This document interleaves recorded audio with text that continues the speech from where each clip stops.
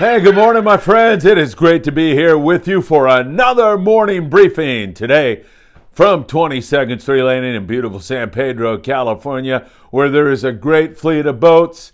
If you want to go fishing, 22nd Street Landing is the place for you. Everything from 2-day trips and beyond that to half-day trips. And man, I'll tell you, the weather today is really, really nice. All right, here we are. It's November, and we've just come through a real blow. The wind was blowing up and down the Southern California coast down into northern Baja. And the question that looms large right now is, what effect did it have on the ocean's environment? For sure, you've got to think that water temperatures have reduced, and they have indeed done that. So we'll see if it's the end of our Dorado and our yellowfin tuna, but perhaps the bluefin tuna will continue. And of course, it opens up other doors like Colonette trips. Punta Colonette is located about 120 miles south of San Diego. And down in that neck of the woods, you'll find copious amounts of big, beautiful reds and lingcod and all kinds of other bottom grabbers. But in addition to that, some of the best yellowtail action you could ever imagine. And man, that sounds so good to me. A mix of those two species, that's like heaven for me. I love yellowtail fishing and I love rock fishing, as you well know. So that's going to start to happen here in the very near future. But I would not write off that bluefin tuna because it bit right on into December of last year. The difference is, and the difference in terms of most years is that November, it's very rare to get these blows. We don't get them. These are our best weather months. You've heard me saying that for many, many years. And now all of a sudden we're cursed with this wind. And we're going to have another windy event if the forecast holds true Tuesday into Wednesday. So keep that in mind for your long-range plans. Forecasts change, you well know that. But I want to keep your eyes focused on the ball so that when you're making your fishing plans, you kind of factor that in. And that does not look like the kind of blow that's going to be fishable if what the forecast says manifests itself. It's going to be really, really nasty. So definitely want to keep your eye on the ball there. I'm going to kind of talk about what was going on before the blow and then talk about what I think is going to happen. And then, of course, man, I'll tell you, we are just back from that incredible trip down to Baja, California. I had a great time, great meals, Baja hospitality.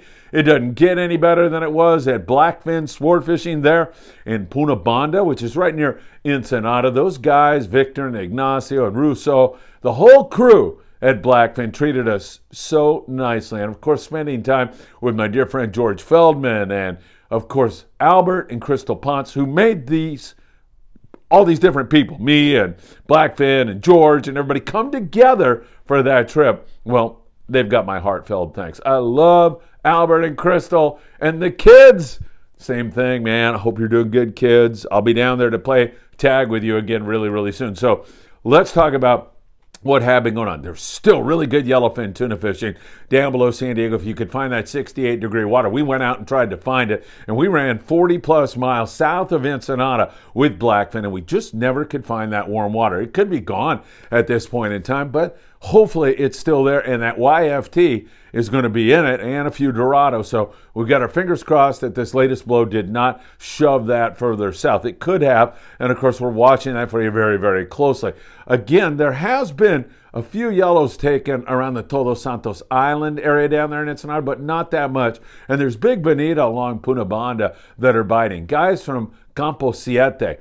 So these sheer cliffs that you see down in Baja, California on Punta Banda, there are people who every single day scale those things for the opportunity to fish. You talk about dedicated anglers. The folks from Campo Siete, I take my hat off to you with my bald head, the pelon, and say, man, you guys are freaking awesome.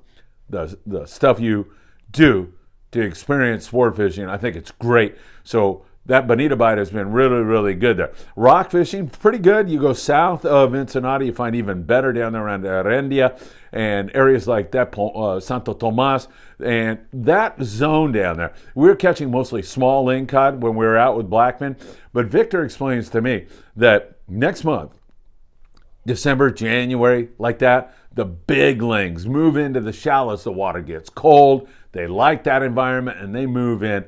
and that is some fun fishing. And we're going to go down there with Blackfin, and maybe we'll put together a trip where you can come down and join us. That would really be fun. Maybe a weekend or something like that, where we all go down there and really enjoy Baja hospitality and some giant lings. That is fun fishing. So we're keeping our eyes on that for you very, very closely. San Diego boys are out taking a look around. We'll see what happens there. Those boats that leave in the morning and come back in the evening, boats like the Malahini and all those guys, San Diego and all those guys are out looking around. The San Diego is going to focus their attention the rest of the year on the Coronado Islands, and we'll see how that goes, because that Coronado Island area has been really, really good at times. Anywhere from 20 to 60, 70 yellowtail. The fish deep in the fall, like biting the yo-yo iron and like biting a dropper loop with about a 6-ounce torpedo sinker. We'll see what the ocean's environment has to offer for us after that wind. See if water temps didn't reduce to the point where those forkies have lockjaw. We'll watch that for you very closely in the coming days to see if it's going to bounce back. Up and down the coast, we see mostly sculpin and rockfish, a few calico bass, that kind of thing for the most part. And I'm talking about from the Baja coast up to the Channel Islands, not all that much going on there. And then we move offshore and we look at the bluefin tuna area. And that is the one that is going to offer us some hope.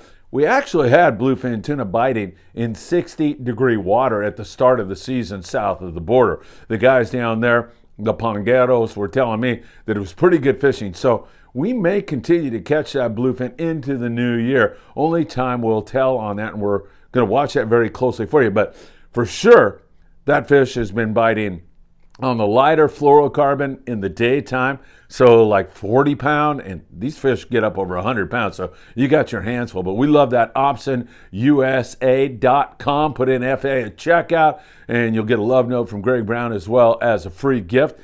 That is essential to have some fluoro and fish 40 or 60 or whatever it is you can get a bite on. Sometimes you're going to have to drop it down, and you're going to go from a 2-size hook to a 2.0 size hook, depending on the intensity of the bite. That's what you are going to use as your gauge. So keep that all in mind. Hey, incidentally, while you're watching, hit that like button. That really helps us so much if you take the time to hit the like button like so many of you do. So we deeply appreciate that very, very much. Now, at night, you're fishing those heavy jigs, so anywhere from 200 to 400, 500-gram lures, and that's going to depend on your winding current and how deep the fish are. And that is why you need to establish a relationship with a crew member who's going to tutor you along and tell you what size lure to use.